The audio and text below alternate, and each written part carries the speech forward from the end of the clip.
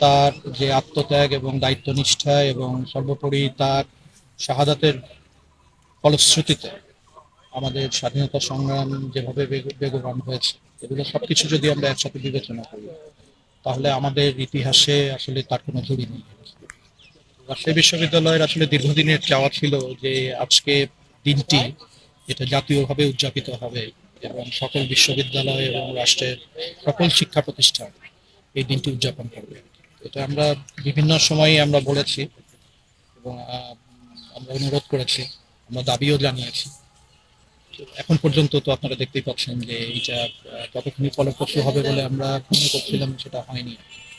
আমাদের এই প্রচেষ্টা অব্যাহত থাকবে, কারণ এটা আমরা মনে করি যে এটা তার প্রাপ্য এবং ইতিহাসে তিনি যে ছাপটা রেখে গেছেন সেটাকে ধরে রাখার জন্য এবং সেটার প্রতি আমাদের কৃতজ্ঞতা স্বীকার করার জন্য এইটা রাষ্ট্রীয়ভাবে একটি দিবস, এটা হওয়াটা খুবই প্রয়োজন।